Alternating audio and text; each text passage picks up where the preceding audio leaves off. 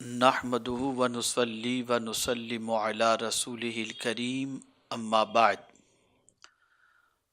فاعوذ باللہ من الشیطان الرجیم بسم اللہ الرحمن الرحیم قال النبی صلی اللہ تعالی علیہ وسلم رجب شہر اللہ وشعبان شہری ورمضان شہر امتی صدق رسول اللہ صلی اللہ تعالی علیہ وسلم الصلاۃ والسلام علیک یا رسول اللہ الصلاۃ والسلام علیک یا حبیب اللہ الصلاۃ والسلام علیک یا نبی اللہ وعلی آلک واصحابک یا حبیب اللہ صلی اللہ تعالی علیہ وسلم۔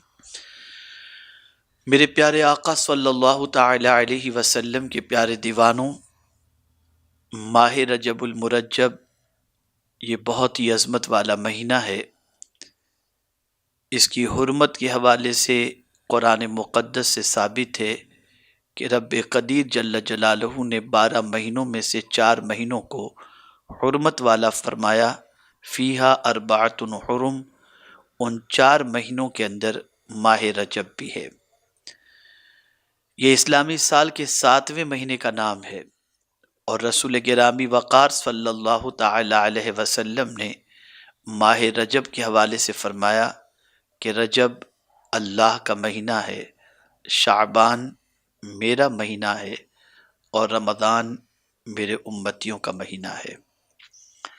آقا کریم صلی اللہ تعالی علیہ وسلم ماہ رجب کا چاند دیکھ کر دعا کرتے، اللہم بارک لنا فی رجب و شعبان وبلغنا رمضان۔ میرے پیارے آقا صلی اللہ علیہ وسلم کے پیارے دیوانوں، ہمیں بھی چاہیے کہ نبی آخر الزمان صلی اللہ علیہ وسلم کی سنت سمجھ کر اس دعا کو ماہ رجب کا چاند دیکھ کر ضرور پڑھ لیا کریں۔ اب آئیے ماہ رجب سے متعلق کچھ ضروری باتیں عرض کروں۔ آقا کریم صلی اللہ علیہ وسلم نے جب رجب کے حوالے سے فرمایا کہ یہ اللہ کا مہینہ ہے، تو آقا کریم صلی اللہ علیہ وسلم سے عرض کیا گیا رجب کے اللہ کے مہینہ ہونے سے کیا مراد ہے؟ تو آقا کریم صلی اللہ علیہ وسلم نے فرمایا اس لیے کہ یہ مہینہ مغفرت کے ساتھ خاص ہے، اس میں لوگوں کی جانوں کی حفاظت کی جاتی ہے۔ اسی مہینے میں اللہ تعالیٰ نے انبیاء کرام علیہ الصلاۃ والسلام کو اپنے قرب کی دولت سے نوازا، اور اسی مہینے میں اللہ تعالیٰ نے اپنے مخصوص بندوں کو ان کے دشمنوں سے نجات عطا فرمائی۔ آقا کریم صلی اللہ تعالی علیہ وسلم ماہ رجب کی فضیلت سے متعلق ارشاد فرماتے ہیں، رجب کی فضیلت باقی مہینوں پر ایسی ہے جیسے محمد مصطفیٰ صلی اللہ علیہ وسلم کی باقی انبیاء کرام علیہ الصلاۃ والسلام پر ہے۔ بے شک رجب عظمت والا مہینہ ہے، اس میں نیکیوں کا ثواب دگنا کر دیا جاتا ہے۔ جو شخص رجب کے 1 دن کا روزہ رکھے گا، اللہ تعالیٰ اسے سال بھر کے روزے رکھنے کا ثواب عطا فرمائے گا۔ میرے پیارے آقا صلی اللہ تعالی علیہ وسلم کے پیارے دیوانوں، اس ماہ مبارک کا نام رجب کیوں رکھا گیا؟ اس کی وجہ تسمیہ کیا ہے؟ تو آپ سنیں، رجب ترجیب سے ماخوذ ہے، جس کے معنی ہے تعظیم کرنا۔ اہل عرب اس مہینے کو اللہ کا مہینہ جانتے تھے اور اس کی تعظیم کرتے تھے، اس لیے اس کا نام رجب رکھا گیا۔ ماہ رجب کے کچھ اہم واقعات ہیں۔ اسی مہینے کی 1 تاریخ کو حضرت نوح علیہ السلام کشتی پر سوار ہوئے تھے اور کشتی کا آغاز ہوا تھا۔ اسی مہینے میں ہمیں سب سے بڑا تحفہ نماز کی شکل کا، یعنی 5 گانا نماز کا تحفہ اللہ نے ہمیں ماہ رجب کے مہینے میں عطا فرمایا۔ اسی مہینے میں زکوٰۃ فرض ہوئی، اسی مہینے میں غزوہ تبوک ہوا، اسی ماہ کی 27ویں تاریخ کو آقائے کریم رؤوف الرحیم علیہ الصلاۃ والسلام کو سفر معراج سے مشرف کیا گیا۔ اب آئیے سماعت فرمائیں ماہ رجب کے روزے کی فضیلت کے بارے میں۔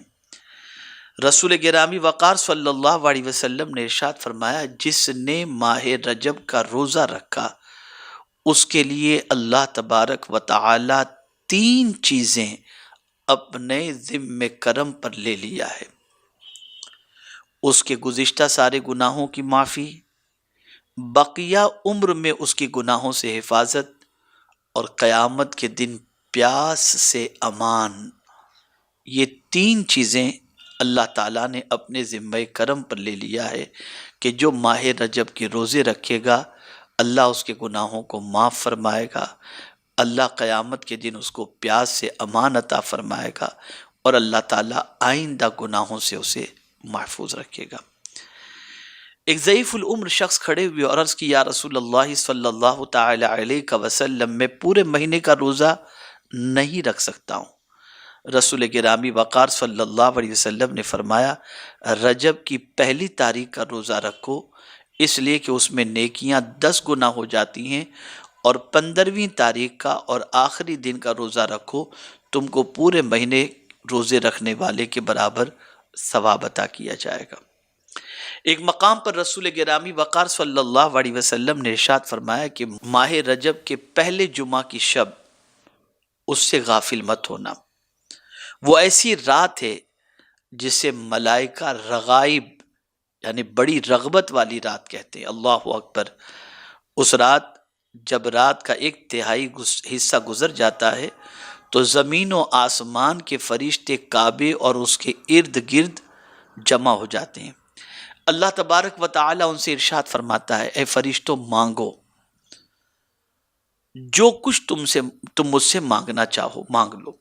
فرشتے کہتے ہیں، اے اللہ، ہماری بس یہی خواہش ہے کہ تم ماہ رجب کے روزے رکھنے والوں کی مغفرت فرما دے۔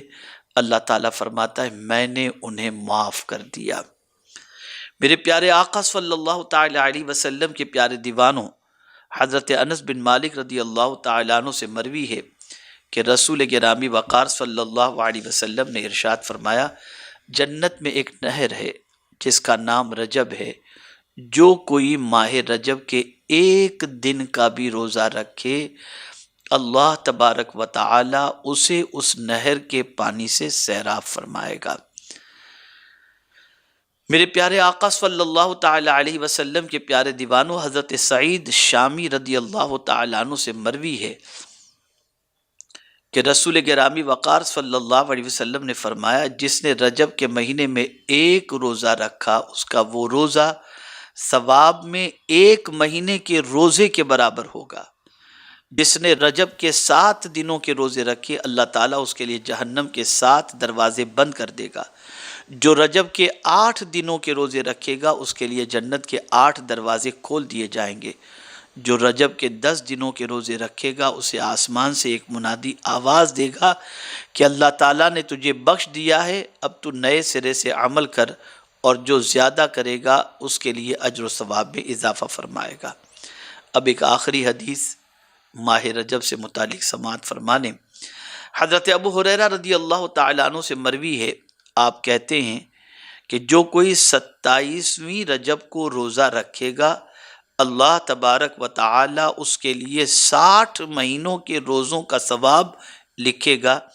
یہی وہ دن ہے جس میں حضرت جبریل امین علیہ الصلاۃ والتسلیم حضور صلی اللہ علیہ وسلم کے پاس اللہ کا پیغام لے کر حاضر آئے تھے۔ میرے پیارے آقا صلی اللہ تعالی علیہ وسلم کے پیارے دیوانوں، یہ سارے کام نفل ہیں، اللہ توفیق دے ضرور کریں کہ ان کی وجہ سے اللہ تعالیٰ گناہوں کو بھی معاف فرمائے گا، برکتیں بھی عطا فرمائے گا، نیکیوں میں اضافہ بھی فرمائے گا، قیامت کے پیاس کے دن سے امان بھی عطا فرمائے گا۔ غفلت میں زندگی گزارنے سے بہتر ہے اطاعت میں زندگی گزاری جائے۔ اور میرے پیارے آقا صلی اللہ تعالی علیہ وسلم کے پیارے دیوانوں، ماہ رجب میں اللہ کی بارگاہ میں خوب توبہ و استغفار کرو، خوب مغفرت مانگو کہ رسول گرامی وقار صلی اللہ تعالی علیہ وسلم نے اس ماہ مبارک میں مغفرت کے حوالے سے رب قدیر جل جلالہ کی جانب سے مزدع جاں فضا کے حوالے سے فرمایا۔ اس لیے اللہ سے توبہ استغفار بھی کریں، مغفرت کی بھیک بھی مانگیں، اور اس مہینے کا نام رجب تعظیم کی وجہ سے رکھا گیا، تو اس مہینے کی تعظیم بین طور کریں کہ قرآن کہتا ہے فَلَا تَظْلِمُوا فِيهِنَّ أَنفُسَكُمْ، اپنی جانوں پر ان حرمت والے مہینوں میں ظلم نہ کرو، یعنی گناہ نہ کرو۔ جان پر ظلم کرنا، اس سے مراد یہی ہے کہ گناہ ہم کریں گے اپنے اعضاء سے، گویا ہم اپنے اعضاء سے گناہ کر کے اپنے اعضاء کو جہنم کا حقدار بنا کر اپنے اعضاء پر ہم ظلم کرنے والے بن جائیں گے۔ تو اپنی جانوں پر ظلم کرنے سے پرہیز کریں، اللہ سے گناہوں سے معافی مانگیں، استغفار کریں، مغفرت طلب کریں۔ اللہ رب العزت جل جلالہ مجھے آپ کو سب کو ماہ رجب کی برکتوں سے مالا مال فرمائے، اور ماہ رجب المرجب میں روزے رکھنے کی طاقت، توفیق، استطاعت عطا فرمائے، اور گناہوں سے بچنے کی اور مغفرت طلب کرنے کی توفیق نصیب فرمائے۔ وما علینا الا البلاغ المبین۔ السلام علیکم ورحمۃ اللہ تعالی وبرکاتہ۔